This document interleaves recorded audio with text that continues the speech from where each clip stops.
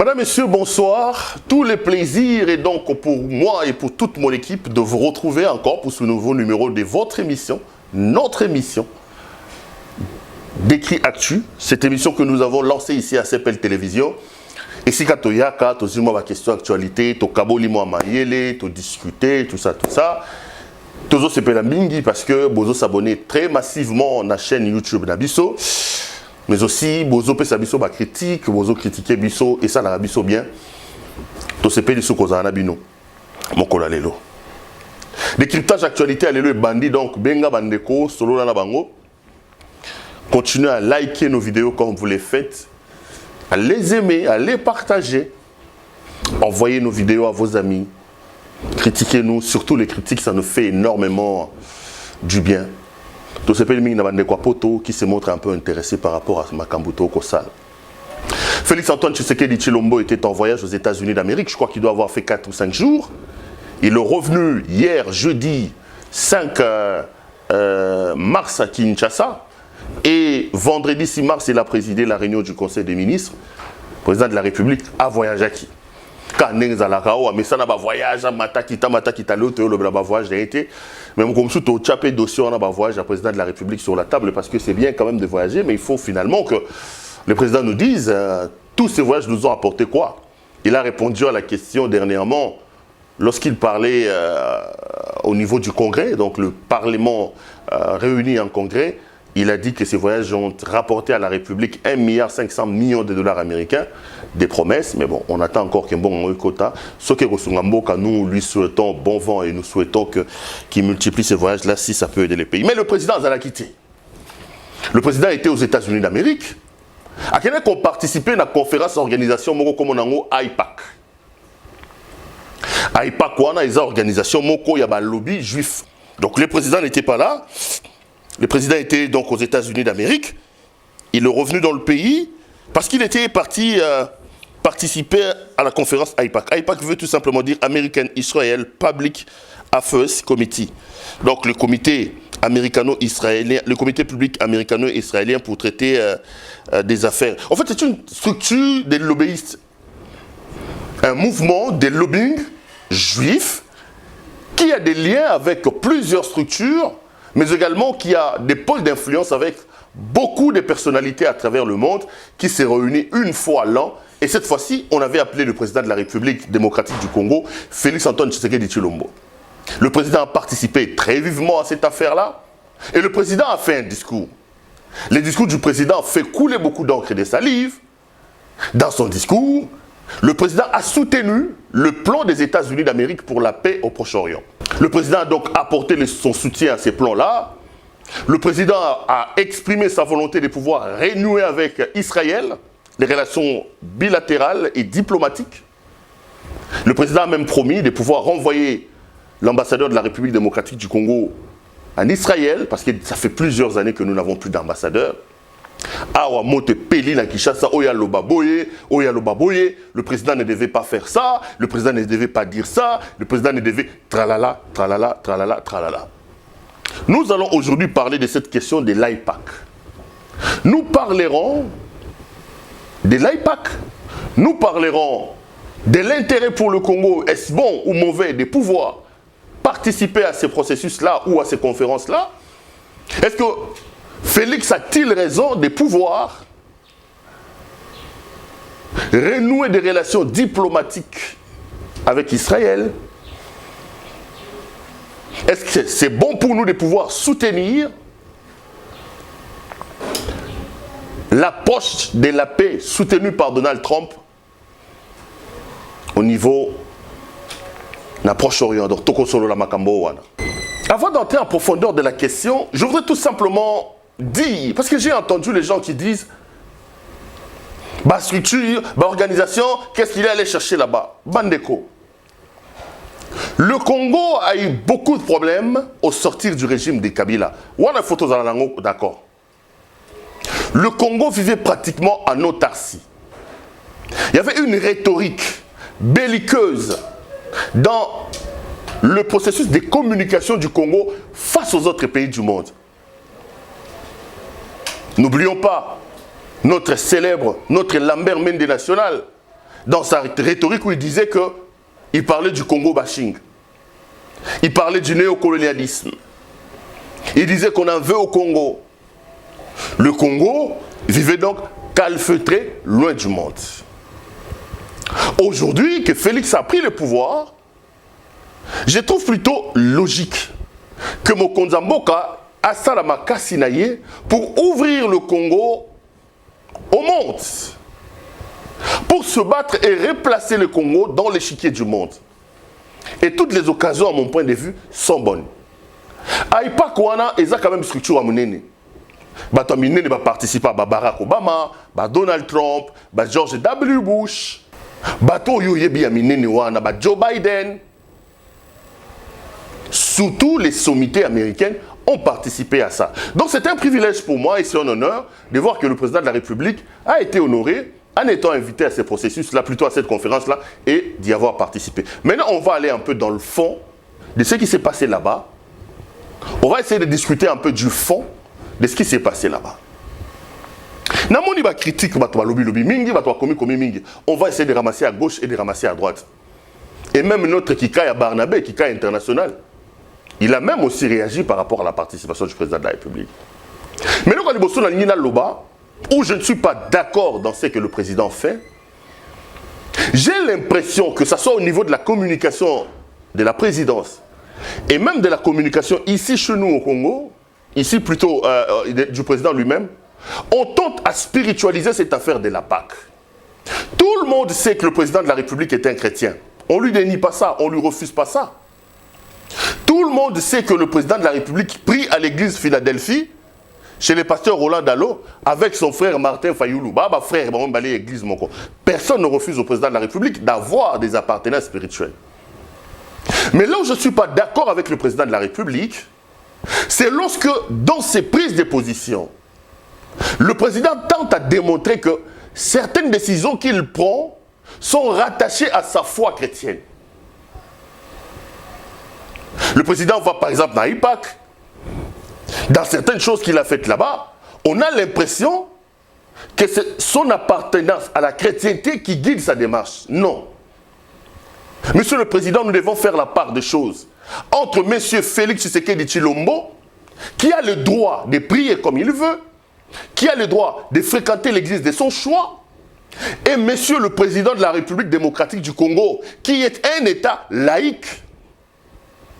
Le Congo est un État laïque dans lequel vous trouvez les chrétiens, vous trouvez les musulmans, vous trouvez les Ngunza, donc Kimbangu, tout ça, Dieu noir. Vous avez les athées, et le président de la République est le président de tout ce monde-là. La Constitution dit ceci. Le Congo est un État laïque. C'est-à-dire que dans ses prises de décision, c'est un État qui ne subit pas l'influence d'une certaine religion. Mais le Congo reconnaît les droits, la liberté des croyances à ses citoyens. Félix Antoine Tshisekedi Tshilombo, étant citoyen congolais, il a donc le droit de professer sa foi chrétienne. Comme individu, comme citoyen, moi je ne lui dénie pas ça. Mais lorsqu'on tourne la facette, lorsqu'on change la facette et qu'on va dans la casquette du président de la République, le président doit s'abstenir de nous donner l'impression que certaines décisions qu'il prend sont dictées par sa foi chrétienne. Kende AIPAC comme président, on n'a pas de problème. Mais de là, aller nous dire que chrétienté, tout ça. Non, nous n'avons pas besoin de ça. Nous n'avons pas besoin de ça. Et d'ailleurs, j'ai toujours été contre des gens qui pensent que le Congo a besoin d'avoir un président chrétien, un pasteur. Ce n'est pas la chrétienté qui élève une nation, je vais vous choquer. Non, c'est la justice qui élève une nation. C'est la Bible qui le dit. La Bible dit, la justice élève une nation. Nous avons besoin des citoyens qui créent la loi. Des citoyens qui sont soumis à l'autorité de la loi, à l'autorité de l'État. Mais nous n'avons pas besoin d'imposer à nos citoyens d'être tel musulman, tel chrétien. Nous n'avons pas besoin d'avoir un président qui prend des décisions et qui nous donne l'impression que ces décisions sont dictées par sa foi chrétienne. C'était une parenthèse que je referme tout de suite. Je reviens sur AIPAC. Alors, le président arrive à AIPAC il prononce un discours. À lobby, Azako soutenir plan, il y a États-Unis pour la paix dans le Moyen-Orient. Plan Yango Lobinini. Et il y a plusieurs éléments à l'intérieur, mais c'est un plan qui a été repoussé par la quasi-totalité du monde. L'Union européenne l'a botté en touche. L'Union africaine l'a botté en touche, je crois. La SADC a botté en touche. Allons dans le fond de ces plans. Parce que le président a quand même fait des discours. Il a participé, peut-être dans sa casquette d'invité, mais il a quand même laissé entrevoir sa peau des chrétiens, ce qui me met un peu mal à l'aise. Parce que le Congo est sociologiquement chrétien, juridique. Non, le Congo se veut un état de droit. Un état de droit est un état dans lequel les hommes, les institutions, l'appareillage est sous l'autorité de la loi. Et dans le cas d'espèce, la loi, c'est la loi mère, c'est la constitution de la RDC. La constitution nous dit que le Congo est un état laïque. Point barre. Ne trouvez pas de sortir au Loba que non, sociologiquement, à ta constitution, le biango, yomoko yebi que 80% de Congolais sont chrétiens. Je ne refuse pas. Sociologiquement, yebi que Namboko Togoba la basimi nemi sato, mais ngana yo bala. Moi si au bala officiellement que funda yo na l'état okolobate sociologiquement Congo ngana moi respectons la loi. La loi dit que le Congo est un état laïque. J'appelle le président à respecter le principe de la laïcité de l'état. Aux côtés du président se trouve un certain Félix Antoine Tshisekedi Tshilombo, individu particulier. Lui, il peut professer sa foi. Mais lorsqu'il met sa casquette du président de mon pays, je me sens un peu gêné que le président donne l'impression que certains voyages, que certaines décisions, il le prend sur base de sa chrétienté. Ce qui n'est pas normal à mon point de vue. Allons dans le fond de ce que le président dit. Le président Lobby et Lokwaliboso, il soutient le plan de paix de Donald Trump pour la région du Proche-Orient. Et bien, si moi, je vais belé. Critique Kili. Mais avant la critique, je voudrais d'abord qu'on aborde la question, il y a plein américain. Parce que tout le monde va bien noté. Au mois de janvier dernier, M. Donald Trump, qui est très proche d'Israël, très proche d'Israël, rappelez-vous qu'il a un beau-frère qui est parmi les piliers centraux de son administration, qui est israélien et qui a épousé sa fille. Donc Donald Trump est un pro-juif. Il est très proche de Benjamin Netanyahou, le premier ministre israélien. Alors, au mois de janvier dernier, il sort un plan de paix pour le Proche-Orient. Ce plan divise le monde aujourd'hui. L'Iran parle d'un plan de la honte. L'Union européenne ne s'exprime pas clairement, mais dans le fond, ils sont contre. L'Union africaine n'est pas pour. La SADC n'est pas pour. C'est un plan qui divise le monde aujourd'hui. Il y a beaucoup d'éléments dans ce plan, mais je tire 3 éléments majeurs qui sous-tendent, qui fondent le plan de Donald Trump. Le premier élément, c'est que le plan de Donald Trump reconnaît la souveraineté de la vallée du Jourdain à Israël. La vallée du Jourdain est une zone un peu confuse. Quand vous prenez la carte du Proche-Orient, de ce côté-là, la vallée du Jourdain est une vallée qui part du fleuve Jourdain, en passant par le lac Tibériade. C'est une zone qui est comprise entre la Jordanie, Israël et les territoires occupés de la Palestine, notamment au niveau de la Cisjordanie. Donc c'est une zone un peu en conflit entre ces 3 parties-là. Vous avez Israël, vous avez la Jordanie d'un côté, et puis vous avez la Cisjordanie au niveau des territoires occupés par Israël. Donald Trump, unilatéralement, dans son plan de sortie, il dit qu'il reconnaît la souveraineté de cette vallée-là à Israël. Évidemment, les gens ne peuvent pas accepter ça. C'est une décision unilatérale. Deuxième chose, Donald Trump reconnaît l'indivisibilité de Jérusalem comme capitale d'Israël. Donc pour Donald Trump, il n'y aura pas 2 États avec capitale séparée, je ne sais pas moi, Jérusalem, non. Donald Trump dit que Jérusalem est la capitale de l'État juif. D'ailleurs, il a ordonné que l'ambassade israélienne qui se trouvait à Tel Aviv puisse se déplacer vers Jérusalem. Deuxième élément qui divise également les gens par rapport au plan de M. Donald Trump.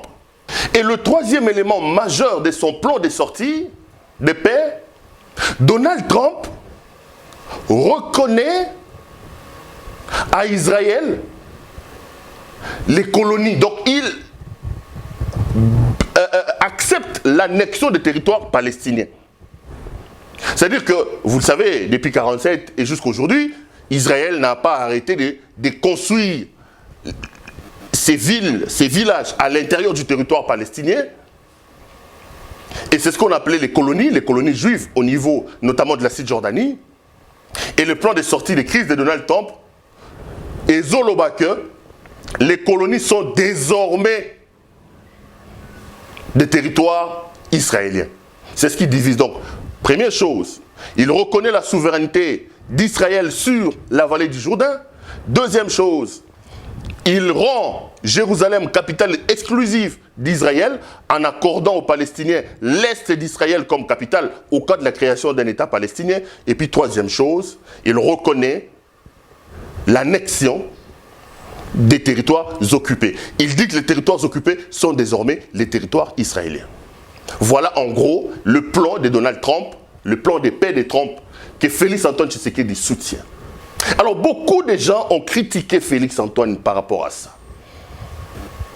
Beaucoup de gens l'ont critiqué. Parce que comment pouvait-il se prononcer rapidement sur une question qui divise le monde entier?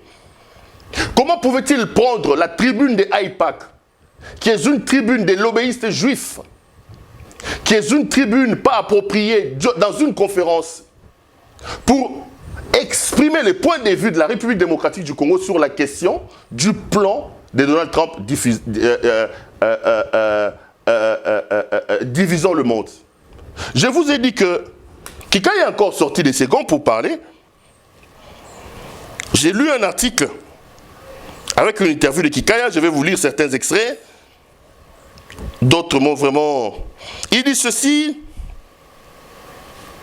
l'ancien conseiller de Joseph Kabila a désapprouvé la manière cavalière de Félix Tshisekedi de soutenir les plans de paix pour le conflit israélo-palestinien. Pour lui, c'est injuste d'appuyer ces plans qui favorisent la colonisation du territoire palestinien par Israël. En croire Kikaya, cette posture énerve les organisations régionales et internationales dont la RDC est membre, dont la SADC, l'Union africaine, qui a rejeté à l'unanimité le plan de Donald Trump et même l'Union européenne. Je désapprouve tout simplement cette manière cavalière d'engager notre pays dans une position qui va à l'encontre de nos positions antérieures, mais aussi qui énerve. Il parle. Revenons justement dans le fait. Je vous donne ma position et puis je vous donne la position normale. Si on doit rester humain, si on doit faire appliquer la morale, le sens humain, aucun humain, personne ne soutiendrait ce plan. Comment vous pouvez mettre en place un plan qui favorise un peuple contre un autre? Comment sur le plan humain vous pouvez justifier le fait que le plan accorde la part belle à Israël et dénigre même le droit de la capitale à la Palestine? Moi, humain, moi, Péro Louara, je suis contre ces plans. C'est mon point de vue.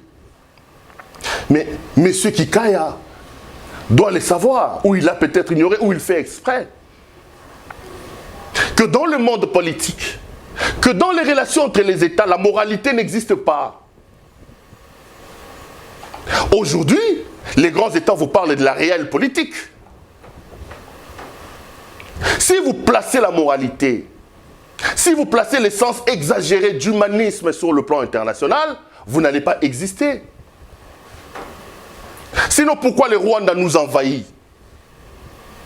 Parce que Kagame estime qu'en nous envahissant, il va avoir de l'or.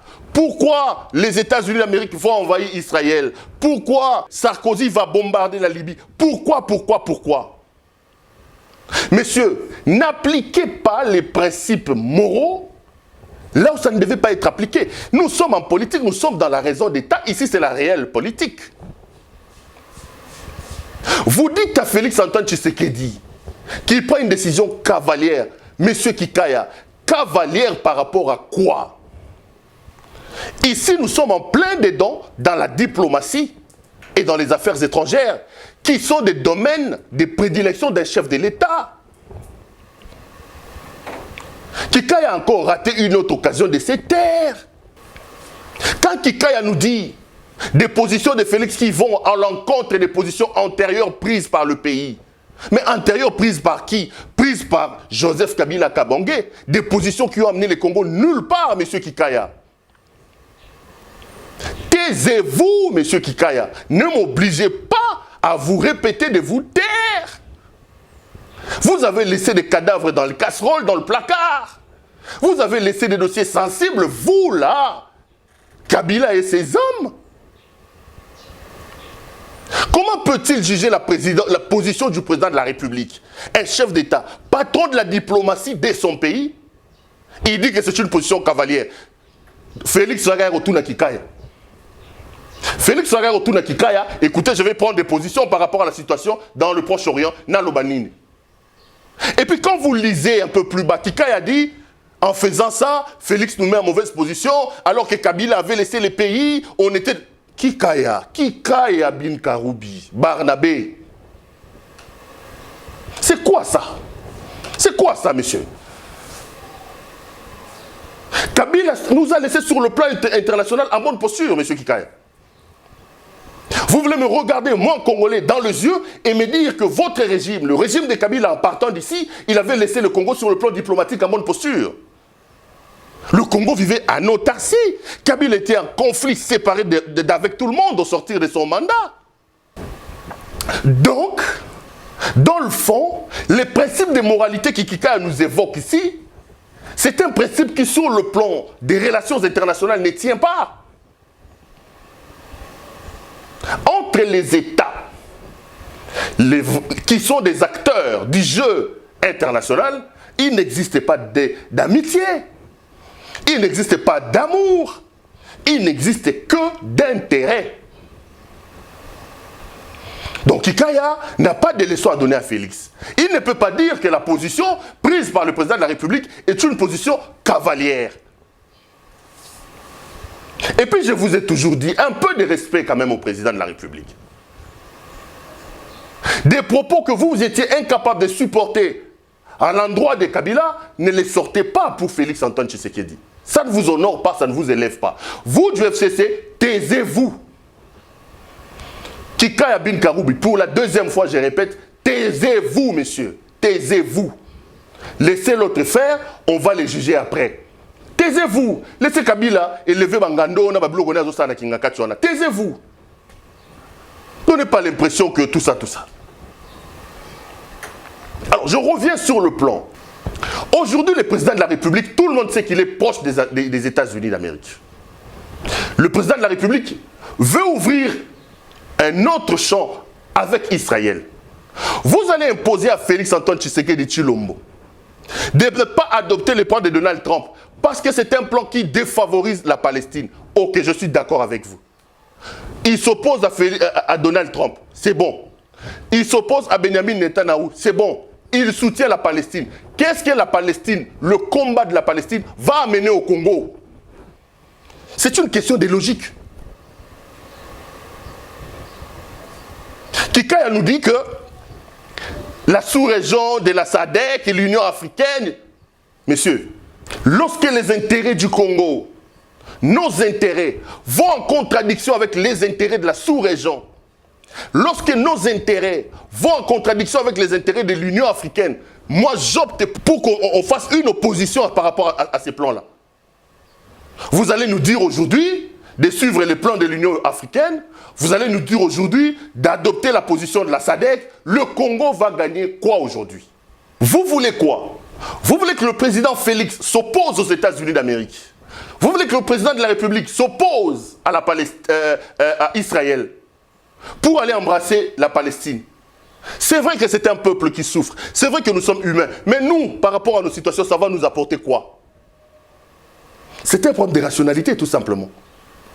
Lorsque Kikaya veut s'ériger en professeur ici, en donneur des leçons, Il ferme seulement les yeux à la vérité. Qu'est-ce que le soutien à la Palestine nous apportera, nous, Congolais? Il y a des gens qui disent, non, ce sont les mêmes lobbies qu'avec le Rwandais, tout ça. Mais papa, si ce sont ces lobbies-là que les Rwandais ont utilisés, si c'est cette voie que les Rwandais ont utilisée pour nous massacrer, pour piller nos mines, mais Félix veut utiliser la même voie, Mabé Zawapi. Si ce sont ces gens-là qui ont rendu les petits Rwandais ici, Kagame ici puissant, notre président veut prendre la même voie, Mabé Zawapi. Bokote, mané, loko bate, melakate. Bateau ya FCSO, basi la soni poani. Rentrons dans la science. Je dis ici et je rappelle qu'entre les États, les amis, vous pouvez dire que je suis n'importe comment, que je suis sans pitié, mais c'est comme ça, c'est ça la réalité. Les États n'ont pas d'amis, les États n'ont pas d'état d'âme. Les États n'ont que d'intérêt. Moi, je ne vois pas. Qu'est-ce qu'un soutien en opposition à Donald Trump? Un soutien à la Palestine en opposition à Israël va apporter au Congo? Je suis humain, je suis chrétien. Je souffre de voir les Palestiniens en Cisjordanie, à Ramallah et ailleurs souffrir comme ils sont en train de souffrir. Ça me fait mal. Mais vous voulez quoi? Que je me pose aux États-Unis? Que je laisse cette pourrir à Béni? Que ce Congo reste toujours comme ça, un trou noir? Si ça c'est la voie pour nous sortir de là où nous sommes, où est le mal? C'est ça le réel politique comme on dit en anglais. Donc sur ces points-là, humainement parlant, je ne suis pas d'accord avec le président de la République, mais diplomatiquement parlant, et réalisme oblige, je suis d'accord avec lui. Parce que je ne vois pas qu'est-ce que le soutien à la Palestine, en opposition à Donald Trump, en opposition à Israël, apportera au Congo. Donc laissons Félix-Antoine Tshisekedi faire. Quelqu'un va nous dire ici que l'Union africaine, que l'Union européenne, Kikaya, l'Union européenne est combien lingue? Puisqu'il faut critiquer Tshisekedi.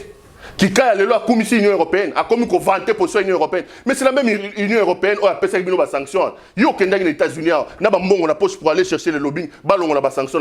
En ce moment-là, Bazaki Mabé. Quand ils ont sanctionné Mende ici, ils ont sanctionné le général Olenga, ils ont sanctionné le général Kanyama et tous les barbouzes du régime Kabila, Bazaki Mabé, tu nous les as vantés comme si c'était des vampires, comme si c'était des diables. Aujourd'hui, tu veux prendre la position de l'Union européenne pour opposer ça à Félix-Antoine Tshisekedi. Depuis quand Kikaya peut nous faire croire que l'Union européenne est une bonne organisation? Le même Kikaya qui n'arrêtait pas de passer sur le plateau de télé ici pour condamner l'Union européenne, les décisions qu'ils ont prises. Messieurs, nous ne sommes pas amnésiques. Taisez-vous. Taisez-vous.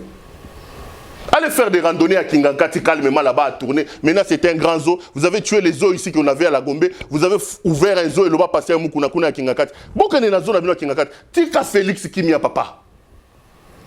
Tika président Nabiso Kimia. Bossali 18 ans, Tomé le Bossali, Botika na Muninga pas sala. Tika Muninga sala. Pour ça, va moto n'est pour ça, papa. Donc, je vous dis que dans le fond, sur le plan humain, sur le plan moral, je ne suis pas d'accord avec le président. Mais ici, nous ne sommes pas sur un terrain de moralité. Nous sommes en plein exercice de la diplomatie, en plein exercice des relations internationales. Je me dis, sur ce plan-là, les relations sont basées sur les intérêts et non pas sur les états d'âme. Il n'y a pas d'amour, il n'y a pas d'amitié entre les États, il n'y a que les intérêts. Donc moi, je souhaite qu'on laisse le président et on va voir là où il va nous amener. Et puis autre chose, le président a dit qu'il va renouer diplomatiquement avec Israël. Je suis également d'accord. Regardez l'armée, comment il a trouvé l'armée, complètement en lambeaux. On nous raconte des histoires, on dit nous sommes la 10e armée d'Afrique. Un jour, je vais faire toute une émission sur notre armée. Nous avons des vaillants éléments. Nous avons des gens qui sont capables de verser leur sang pour le pays, mais que les autorités ont paupérisé, qui sont mal payés à cause de la corruption et de la gabegie qu'on nous a laissé dans ce pays.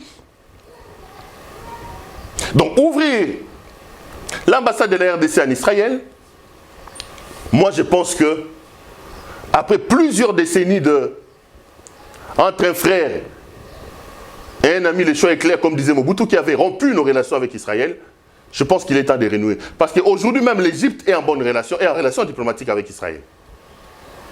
Je ne vois pas pourquoi nous on doit rester calfeutrés, fermés, parce que Kikaya veut qu'on soit fermé.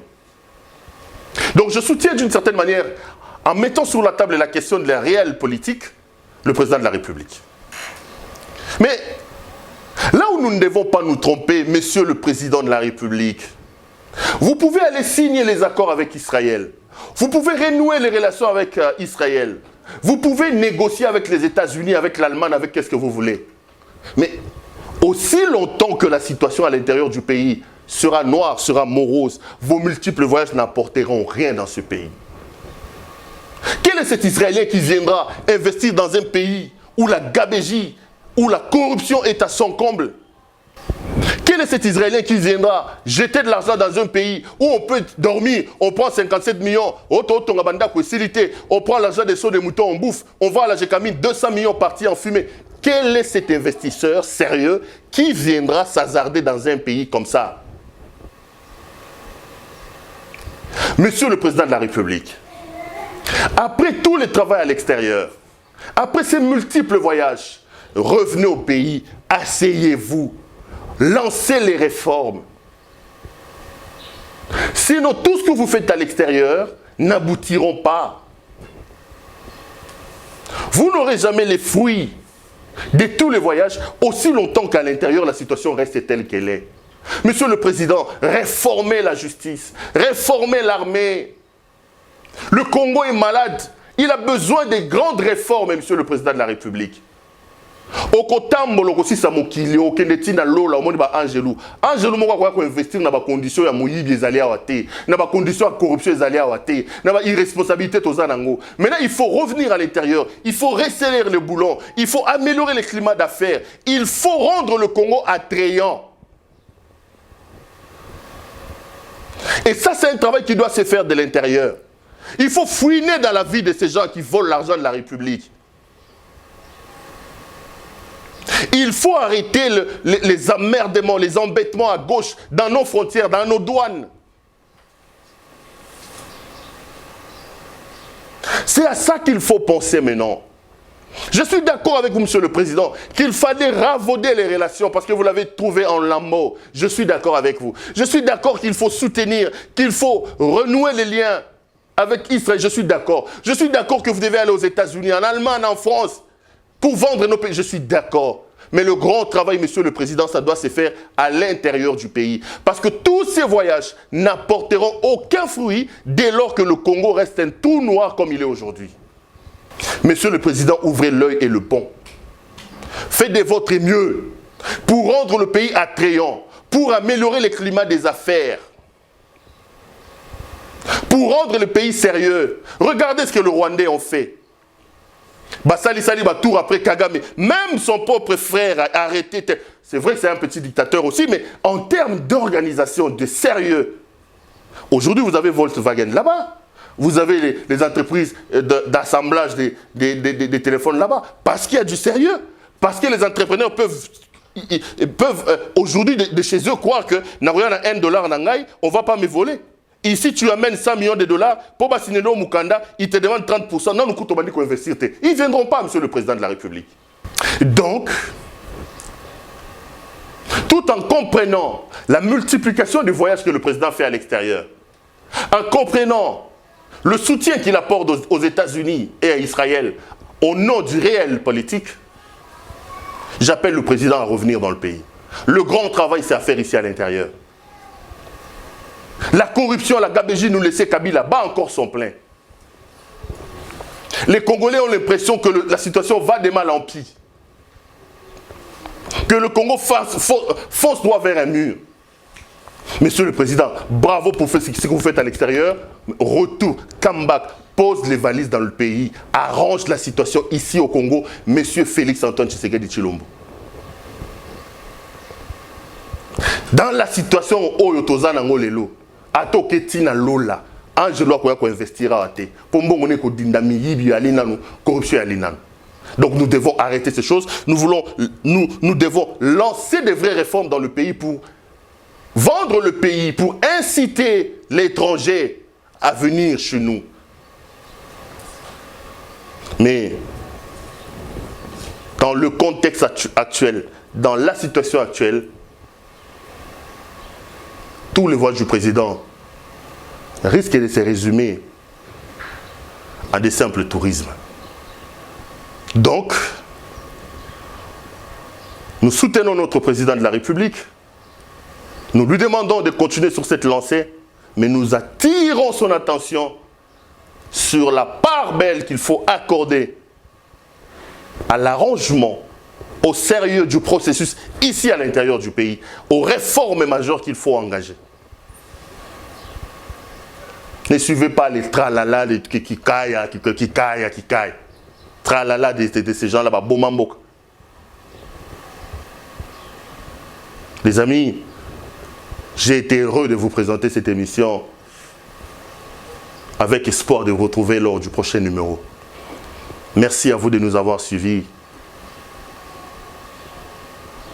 Merci également à l'équipe technique qui a fait un travail remarquable pour me permettre d'entrer en contact avec vous. On se retrouve lors du prochain numéro. Entre-temps, je vous prie de bien prendre soin de vous, car chaque jour est une vie et chaque jour compte. Au revoir.